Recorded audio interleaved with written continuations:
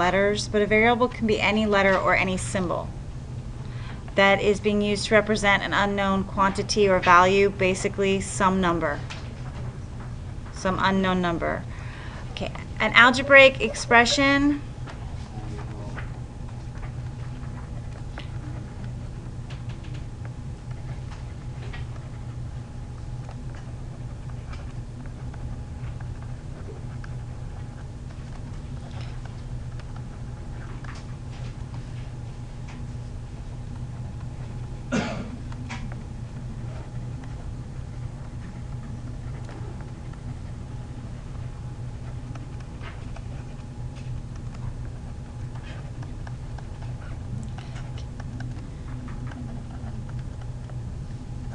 Okay, an algebraic expression is a collection of numbers and variables, letters, being added, subtracted, multiplied, or divided, but if it's an expression, there's no equal sign.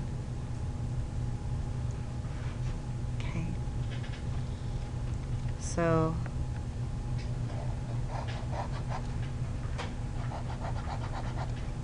that's important.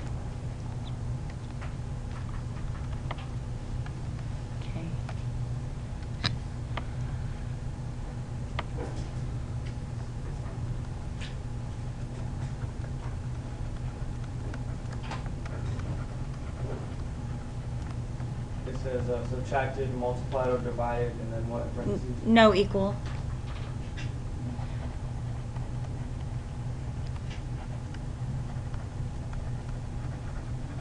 Okay.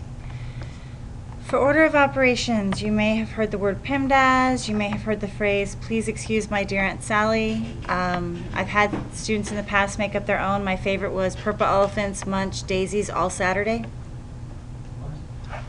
Purple elephants munch daisies all Saturday. It's cute. Anyway, PEMDAS is your order of operations. The P is your first step, and this is grouping symbols. It stands for parentheses, but it's not just parentheses.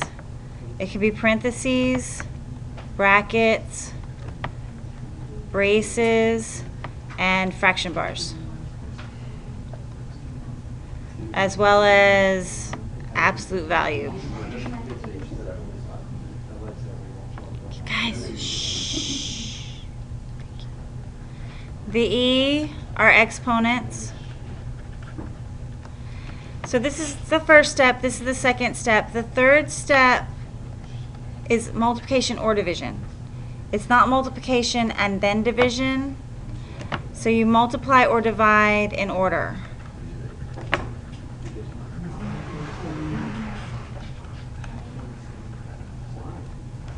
And you do that in the same way you read, from left to right. So if division comes first in the problem as you're reading across the problem, you divide first. If multiplication comes first, you do that first. And then that's the same with add or subtract.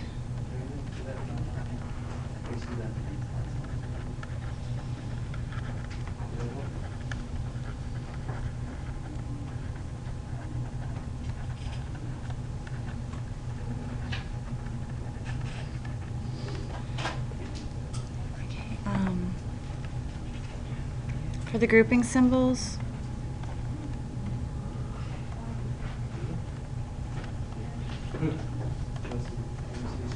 sometimes you might have multiple like brackets with parentheses inside them. You want to start on the inside and you work your way out. If you're asked to evaluate an expression, you're given the values for the variables. So what you do is you're going to take these values and you're going to plug them in. So we're going to replace M with 3. And we're going to replace P with -4. So that becomes 3 plus -4 minus 1 squared. Now our order of operations tells me I have to do what's inside the parentheses first. So I need to do this -4 minus 1 first. So that's -5.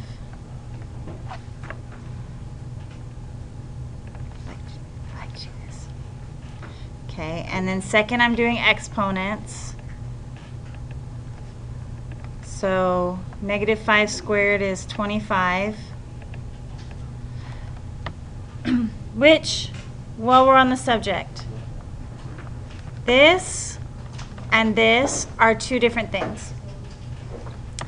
If the negative is inside parentheses, it's squaring the negative also, so you get a positive. If the negative is not inside parentheses, it's only squaring the 5, so it would be negative. Okay, so just be really careful of that. If the negative's outside, then you just carry it down. Okay, so that's our answer, 28. Here we're going to replace m with 12 and q with negative 1. So I get 12 plus 3 minus negative 1 squared. Okay, so now I have parentheses inside parentheses. Minus a negative gives me a positive. Whoops.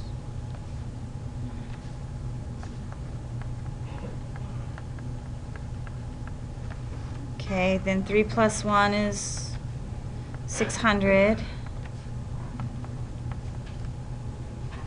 Nobody caught that. Okay. I did. I was like, she's kidding. Okay, and then that gives me 12 plus 16, so that's 28. Okay, so A is 5, B is negative 3.2.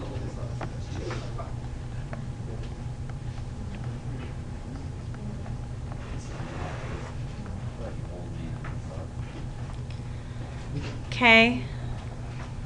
Now, you're supposed to do what's inside the parentheses before you do exponents, but if you have parentheses and exponents that are kind of separate from each other, you can do them at the same time in one step. So what we're going to do is we're going to bring down this 5. I'm going to square negative 3.2, and I'm going to do negative 3.2 minus 5 in the same step. So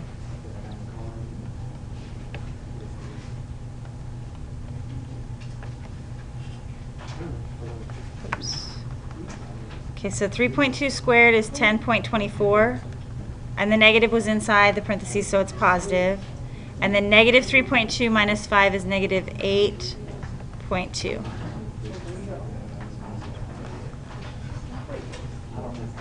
Do my addition.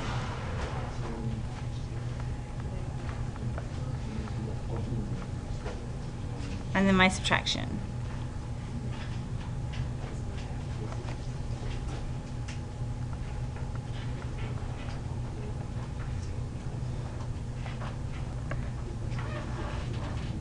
Now, a fraction bar is the same thing as a grouping symbol. So after we plug in our values,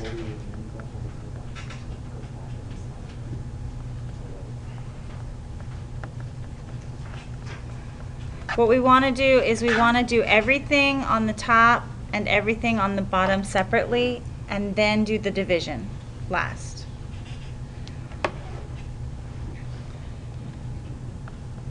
So negative 3 to the 4th. Okay.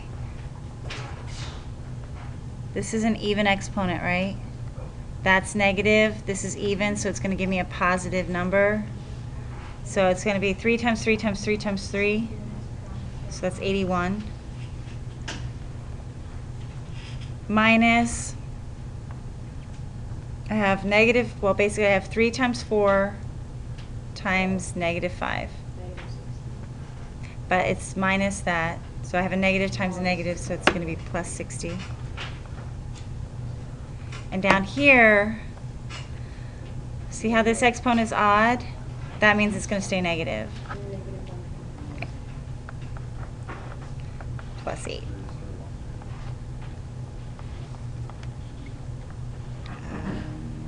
Negative. Okay. And then I'm going to divide.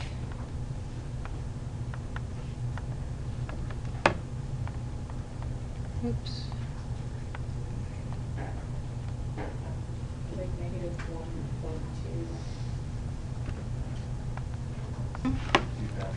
Well, because we want to know the volume of a tornado.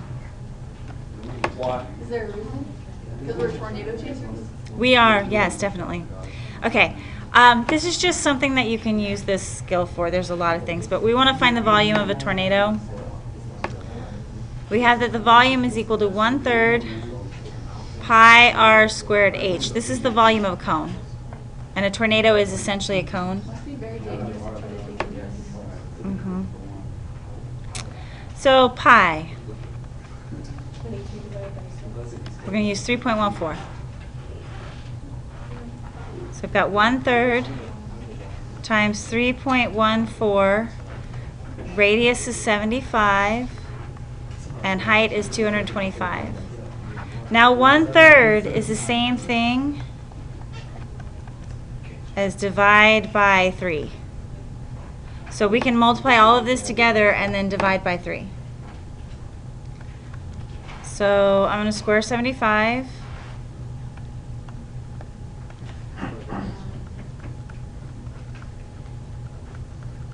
And 5625. Okay.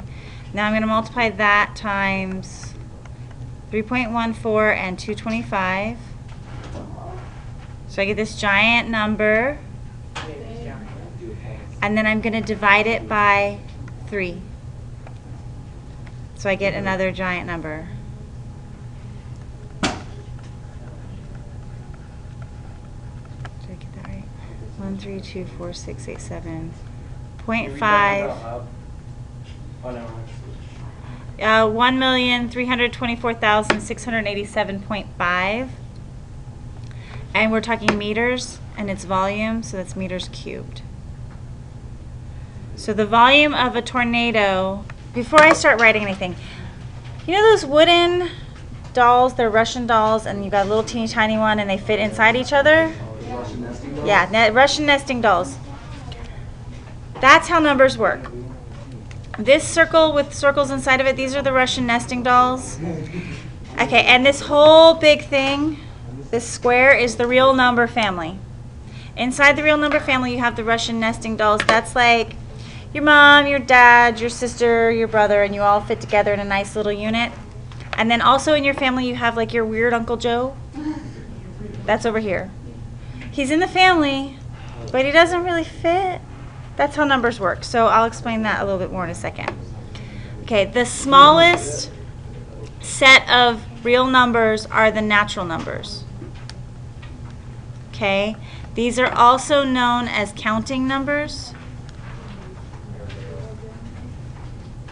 That's not their official name, but that's just something else they're called. And if you think about counting, what number do you start with? 1. And then you go from there.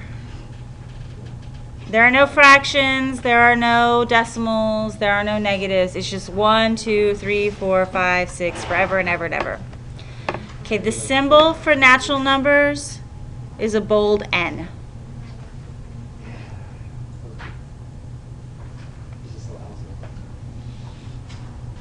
Okay, the next larger set are the whole numbers. Oops. Okay. And the symbol for the whole numbers is a bolded W. And the whole numbers are one number larger than the natural numbers. We start at 0 and go up. Again, no fractions, no decimals, no negatives. So it's kind of it's an interesting thought because the natural numbers are infinite, right? We can count forever, you could never stop, and it just keeps going. The whole numbers are also infinite, but they're like one bigger. The next set you get are the integers. We work a lot in this area. The symbol for integers is a bold Z. And the integers are all of the negatives and all of the positive whole numbers. All the negatives and positive ones, like all Whole numbers. So again, guys, no fractions, no decimals, but we've added negatives. So it's like it's all counting into negative and counting into positive. all negative and positive numbers. Whole numbers. Whole numbers. Yeah, no decimals, no fractions. Okay, so up until this point, these three sets here, there are no decimals, no fractions. Okay. Now we're going to add the decimals and fractions, and that's where you get the rational numbers. Okay, the symbol for rational is a bold Q. Okay, and the rational numbers are all of the integers, all of the fractions, both positive and negative, okay? And then special decimals. It's all decimals that end or repeat.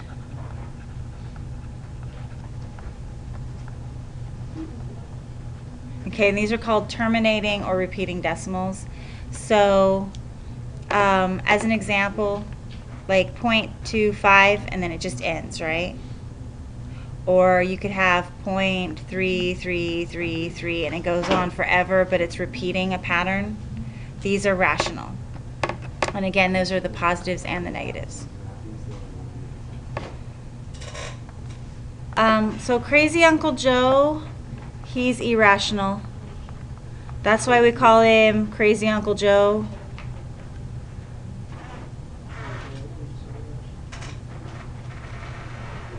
Alright, and the symbol for irrational is a big, bold I. And Crazy Uncle Joe is all decimals that don't end or repeat.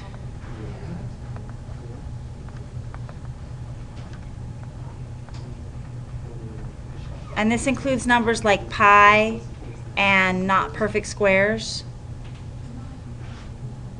What's that say after the bold I? All decimals that don't end or repeat. So these are the numbers that just, they go on forever and ever and ever, and they have no pattern and they never stop, like pi. You guys have heard that about pi, right? No pattern. Actually, mathematicians have spent their entire careers trying to see a pattern in pi. Doesn't happen. Okay. How do you find a pattern in pi? You don't. Name the smallest set of numbers that these can belong in. So if I have a -3, let me go back. I have no negatives, no negatives. Here's where I finally have negatives, right? So the smallest set that that could be is an integer. I need bold. Well, actually, you know what? If you can't bold, okay, so you can either bold your z, or you can double your z like that.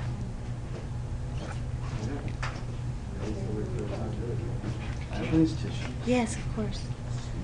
Square root of 16. That's a perfect square, right? It's 4. So when we look, what's the smallest set 4 can fit into? We can count to 4, so it's a natural number. So we can either bold our n, or you can double your n like this.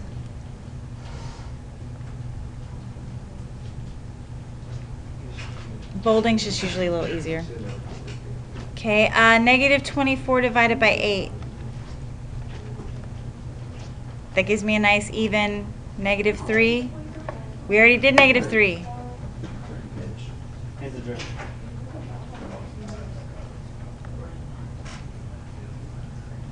Okay. Pi, what do we know about pi? Doesn't end. It doesn't end, so it's irrational.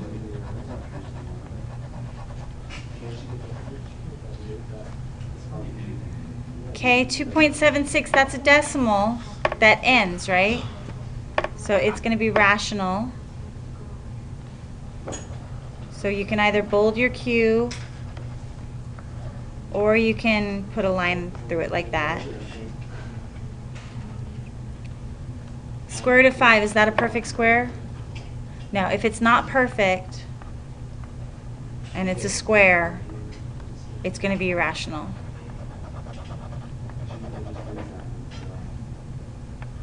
And 2.612 with a bar over it, this is 2.612, 612, 612.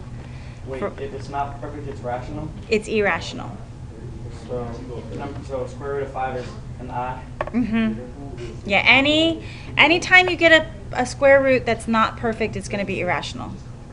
Okay. So this is repeating, right? It's going to go 612, 612 forever. So since it's repeating, it is rational.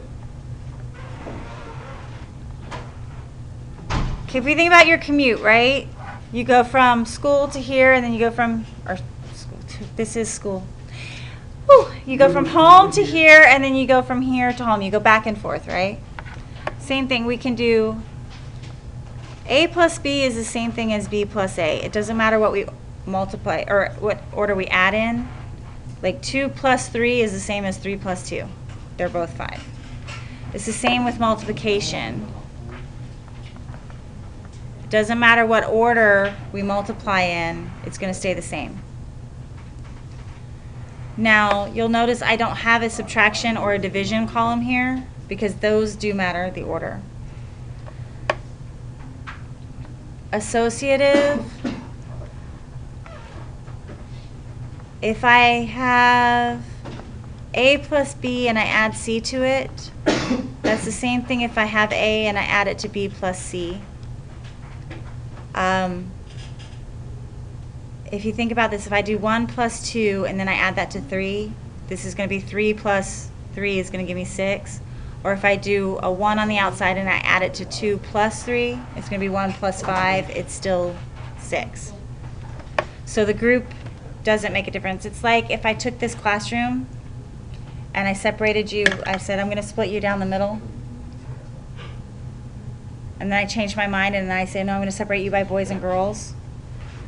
I've changed the group, but the total number of you is still the same.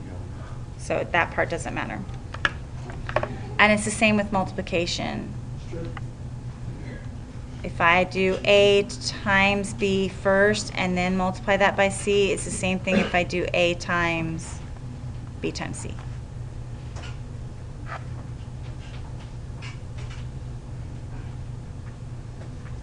Okay.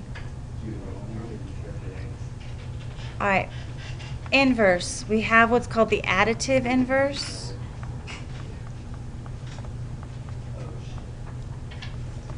And then you have the multiplicative inverse. Okay. The additive inverse is just the opposite of each other. So if I take A, the additive inverse is negative A. These two are additive inverses of each other. And I know this is true because if I add them together, I get 0. For multiplication, if I have A, the multiplicative inverse is the reciprocal. And if I multiply those together, I get 1. So with additive, you're looking for opposite. For multiplicative, you're looking for reciprocal. What's reciprocal mean? You flip it over. So here I had an A, so I flipped it over and it's 1 over A. Like if I had, say, 2, I would do 1/2. Okay. What's that word called again?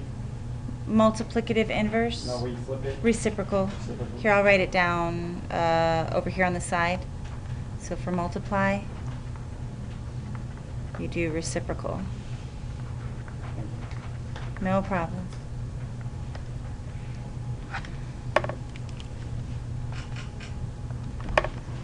Okay, so the property of closure,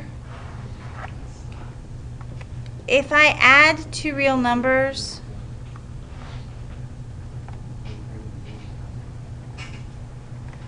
my answer is still real. Right? I don't add two real numbers and get some imaginary number. It doesn't happen that way. That's called closure. It's the same thing if I multiply two real numbers.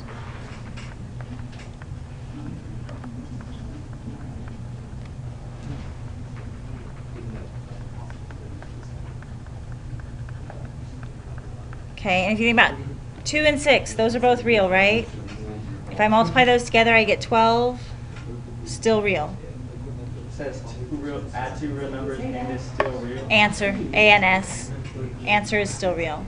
Okay, say it again. So if you add 2 real numbers, your answer will still be a real number. So that's what closure means. So it's a closed system, meaning that if I'm doing addition or multiplication inside the system,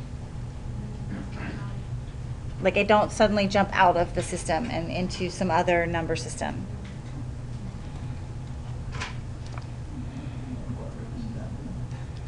Okay, and then distributive property, it's not addition or multiplication, it's both. It's actually multiplication over addition or over subtraction. If I have A, I get A times B, A times C. So I actually distribute. I multiply by both inside. So with real numbers, if I do 3 and say I have x plus 2, that gives me 3x plus 6. I multiply by the x and I multiply by the 2. To name the properties, you look at what's different between one side of the equal and the other. The only thing that's different here is the parentheses have moved. So if the only thing that's moved, like the order is still the same, the only thing that's moved is parentheses, that's associative. Okay. We look from here to here, what happened? They changed order. So if the order has changed, that's commutative. All right. What we've done here is we've taken this 2 and they're multiplying it by each individually. So that's distributive.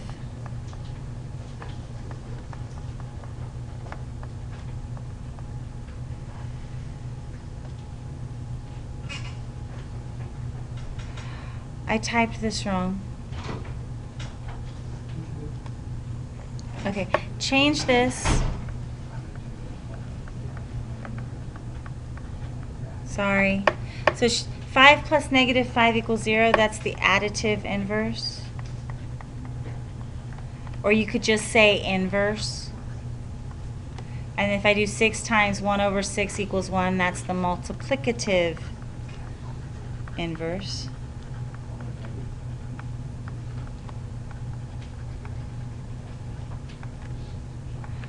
The additive and multiplicative inverses. The additive inverse is always going to be the opposite sign. Okay, so if I have a negative 5/8, the additive inverse is going to be positive 5/8. The multiplicative inverse is the reciprocal, or you could just say the flip.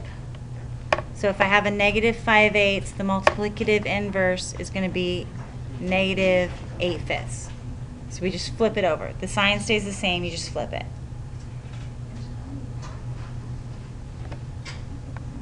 Property to simplify. Okay, the first step is to distribute. And then the second step is to collect like terms. Okay. So first we're going to distribute these numbers. We're going to multiply in. So 3 times 2q is 6q. 3 times r is 3r. 5 times 4q is 20q. 5 times negative 7r is negative 35r. Okay. Here's where the commutative property comes in. I can rearrange this. And I can put my q's together and my r's together.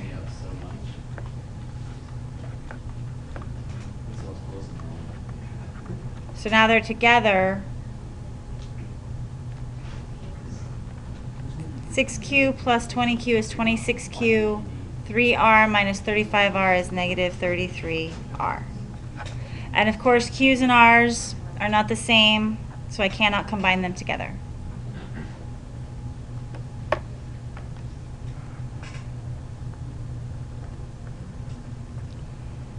Now here, I have a minus 2.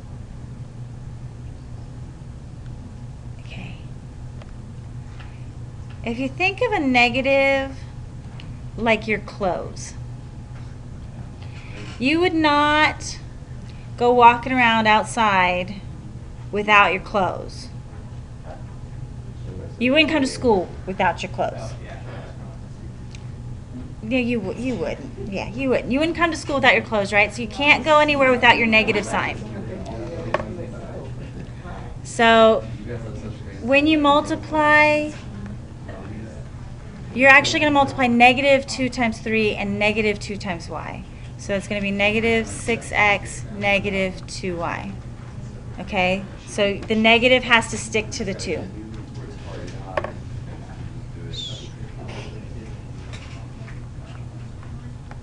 Okay?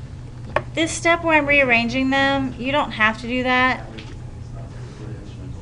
If it helps you, it helps you. If you can do it without that, then don't do it.